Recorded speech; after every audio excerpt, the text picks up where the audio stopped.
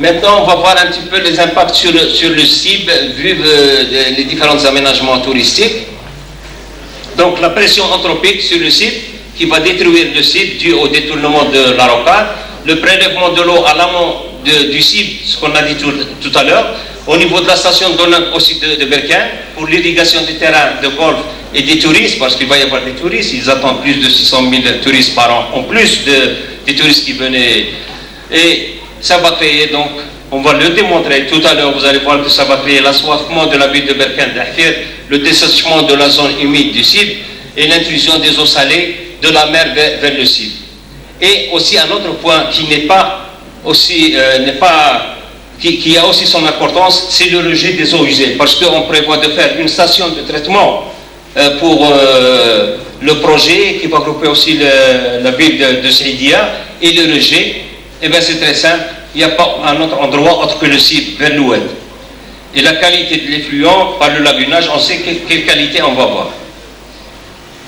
Alors voilà un type, quand on dit pression anthropique, c'est pas théorique. Ces gens utilisaient la rocade sur 7 km, là où il y a le projet. Maintenant, ils n'ont plus où aller. Il faut donc s'éloigner de la plage, ils ne peuvent pas laisser leur véhicule très loin de la plage, pour faire 5 ou 7 km pour accéder à la plage. Alors qu'est-ce qu'ils font? Parce qu'il y a la route à côté du site, ils déposent donc leur véhicule et ils accèdent. Et quand le parking il est plein, eh bien ils débordent. Là nous avons trouvé en flagrant délit plus d'une centaine de véhicules à l'intérieur du site. Et quand on a vu avec le gardien, il disait que c'était autorisé par le président de la commune. Voilà. Et le président de la commune, il n'était pas loin. On le voit ici en représailles avec mon ami Alain, qui était mécontent sur la situation. Et après, le président de la commune disait, ah écoutez, moi, je n'ai pas autorisé, tout simplement, ces trucs. Et il a promis pourquoi ça ne va pas être refait. C'est ça la pression anthropique. Donc, c'est la destruction du site. Risque de pollution du site. Et ça, ce n'est pas un document que j'ai inventé, ce n'est pas moi qui l'ai dessiné. Donc, c'est un document de truc d'étude. La station de traitement et l'évacuation vers l'ouest. C'est pas moi qui ai fait ça, je ne peux même pas le faire. Si je devais le faire, je ne pouvais pas. Donc, on le voit très bien, comme quoi c'est prévu de polluer la Moulouya à partir de la station de traitement. Et ça, c'est pas normal. Ça, c'est pas normal. Parce qu'ils doivent jeter quelque part. C'était prévu au départ de réutiliser cette eau dans l'irrigation. C'est comme ça que c'était convenu. Au départ, le gouvernement marocain et là, le promoteur, c'était convenu de traiter cette eau pour être civilisée et la réutiliser vers le golfe. Ils ont changé la variante du traitement. Ce n'est plus de la boue activée avec quelque chose de qualité qu'on peut réutiliser dans l'agriculture. Ça va être du lagunage. Et bon, vous savez, la qualité de lagunage, quand même, il ne va pas tellement jusqu'à épurer les eaux. Et donc, toute cette population habitante qui va souffrir, il est là, cette population. On l'a vu tout à l'heure, il y avait des images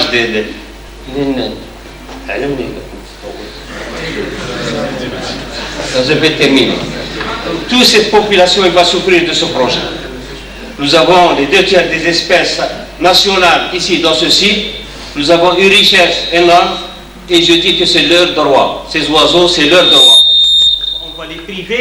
On va les priver de leur vie, on va les détruire à cause du projet touristique. Ils n'ont pas pris ça dans leurs études, si études étaient faites. Compétitivité maintenant entre les besoins du complexe immobilier pour les terrains de golf, des touristes, de Fadeza et les besoins de la population locale. Vous avez ici dernière photo qu'on a vue hier avec nos invités en train de réaliser une conduite, qu'on ne dise pas que c'est pas vrai. On l'a vu hier, voici un chantier sur place, nous voyons dans l'arrière-fond la base américaine, et ils vont dans la direction de la Moulouya. Ils ne peuvent pas nier.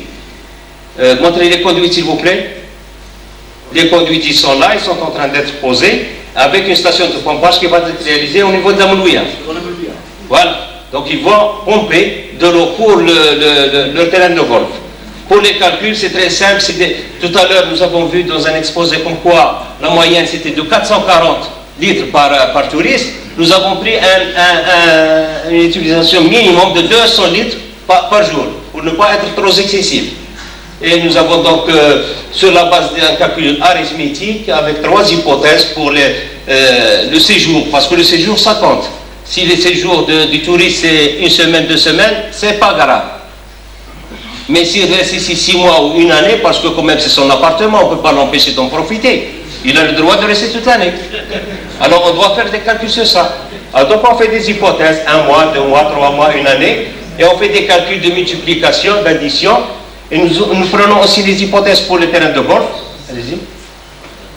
Les terrains de golf, c'est très simple, un parcours de 18 trous, 1, et équivaut à la consommation d'une ville de 3000 habitants.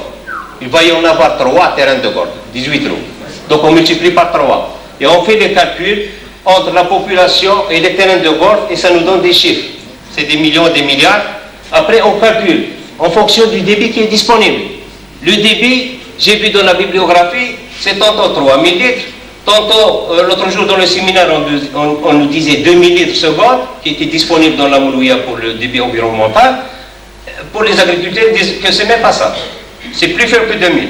Alors, dans les deux cas, aussi bien dans le débit de 3000 litres que dans le débit de 2000 litres, vous pouvez constater que la consommation du projet, c'est pas, comme ils le disent, insignifiant. Il peut atteindre jusqu'à 50% du débit environnemental qui est disponible, ou avec le débit des deux, jusqu'à 70%. Donc ces 70%, mesdames et messieurs, 70% du site va être desséché, et en plus du dessèchement, il va y avoir une intrusion de l'eau de la mer, c'est normal. Il y avait un équilibre, maintenant on brise l'équilibre, il y a la salinité qui va vers la Moulouya. Et je vous remercie. Merci.